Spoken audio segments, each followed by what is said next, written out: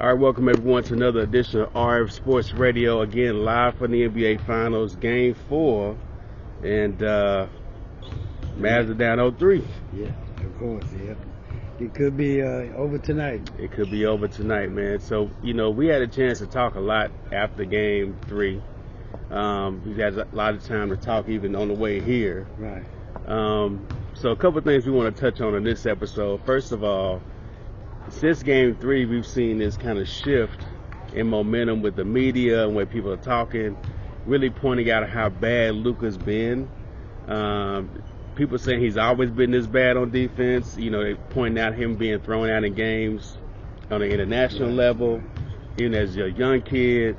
And we both discussed it. He really just had one bad game in Game 3. Absolutely. Yeah. But he's been pulling this train along all season. Well, So why do you think the shift with the media now with this whole narrative about Luka being such a bad player? I don't know why they blaming Luka, because we know every team prepared to compete against Luka. That's any team in the NBA is going to get zealous. They go after Luka, but they wouldn't be here without Luka. And I don't know why they got. I guess because we fouled out. Yeah. But a couple of those fouls are questionable. Questionable, yeah.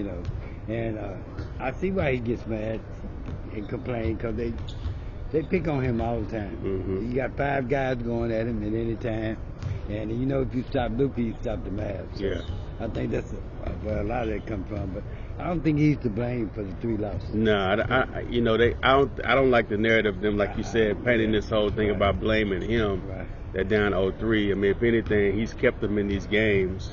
If you go back to games 1 and 2 and watch those games, he's the only guy scoring points, trying to make things happen. Now, I thought in Game 3 he got a little bit too selfish with the ball, didn't pass it, didn't get the other guys involved. And to play this Celtics team the way they're built, other guys have got to contribute, right? I mean, more than just Kyrie, more than just Luka, like in Game 3, but everybody's got to put something in. And absolutely. And then, on the defensive end, nobody's doing anything on offense to give Boston, anything to get tired about. Yeah. The guys go 3-point line to just stand there. Yeah. And they get the rest on defense. Mm-hmm. And when they come down on offense, they got plenty of energy because they've been standing on defense the whole time. But they're going to have to change the way they play. Dallas need to move the ball more. Mm-hmm. Boston moves the ball. Sometimes 5 guys touch the ball before they shoot. Yeah. You should look for the best shots. But these guys aren't active. They're not cutting to the basket. Mm-hmm. They're not moving. They just go to the corner to stand and watch Luka. And you got your team watching you. You got the other team watching you. What can you do? There's 10 eyes on you. Yeah. If you want to blame anybody in Game 3, how about blaming Tim Hardaway? 19 minutes, no points in Game 3. Maxi Kleber. Yeah, Maxi Kleber, him not being able to get a rebound. And Green and Harden. Yeah, there's a lot of other blame you could put besides the focus being solely on Luka so much. I mean, it just, I don't understand it. Everybody was talking about just how bad he's been, but he's the reason why the Mavs are here. I got to know something right quick. Porzingis is out on the floor shooting. Do you think he's going to play tonight? Yeah, I think he's going to give it a go tonight from what I heard. Well, even if he played 5 minutes, it's a championship. Yeah. You got to go in. The goal was him to miss that game, and if it's going to be a closeout game, he would play. This will be the first time Porzingis has ever played in this arena since being traded. So it's going to be interesting. How do you think the crowd's going to react when he takes the floor? They're going to boo him. Think so? Yeah, they're going to have to boo him. That's extended Dallas, which wasn't favorable. That's the reason why, they got rid of him.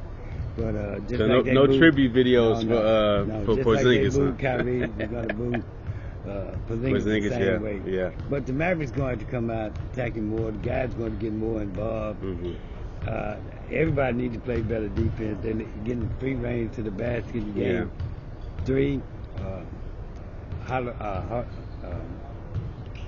Holiday. Yeah, Drew Holiday. Drew Holiday had all types of free range to the basket, but he stood up under the basket and made all his baskets. They got to play better defense, and don't put the blame on Luka. Other guys got to step up.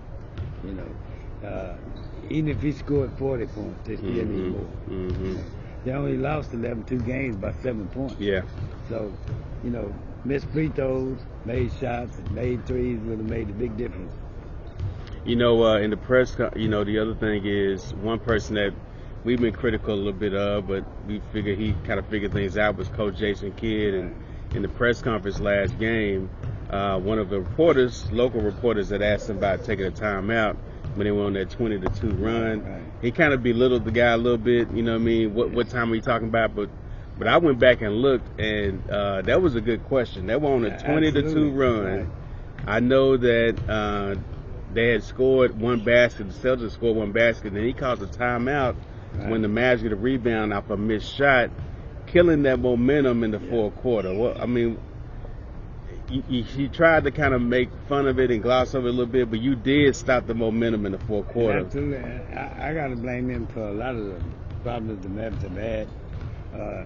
Well, he tried everything. One day he played 11 players. Yeah, he did that this past game, game 3. And that didn't work. So, I mean, you got to change up something. You got to make adjustments during the game. Yeah. You got to call timeout with Boston on the move. When you have the momentum, let the guys go ahead and play through it. We've seen them do it all through the playoffs. Yeah. You know, so. But we've watched the Celtics beat this team 8 straight times.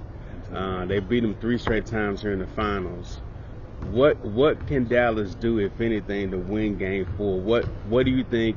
Is there an adjustment to be made? Is there something they can do? Is there a player? I mean, what can they do to win at least one game of this series? Make shots and play defense. Okay, Just that's simple. As that. That's simple. Make shots and play defense. 3 points.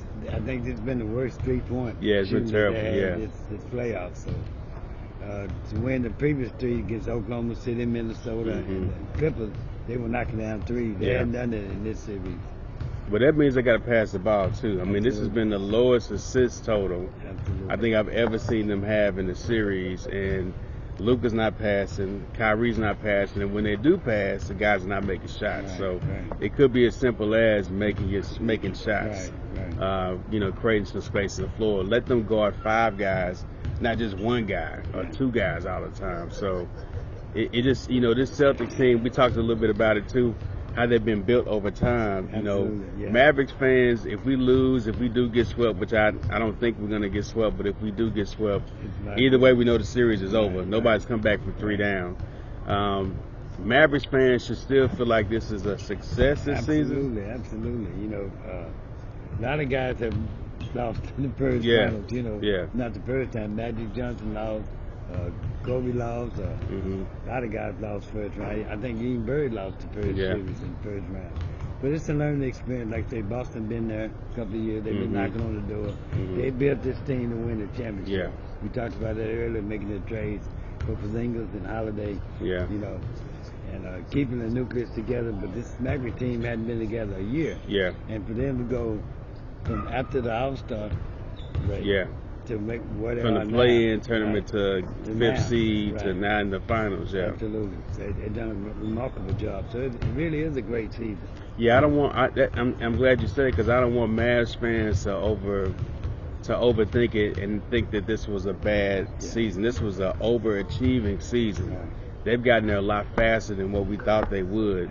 So I don't think people should feel like, oh man, this team sucks. Luka sucks. Kyrie sucks. You need to get that out of your mind altogether. For them to make it out of the West is a big deal, and then to make it to the NBA Finals is a huge deal. And then that Boston was the best team all year. That's what I'm saying. 14 games over everybody else in the East. And they're 10-0 so far in the playoffs. So they only lost 2 games in the whole playoffs.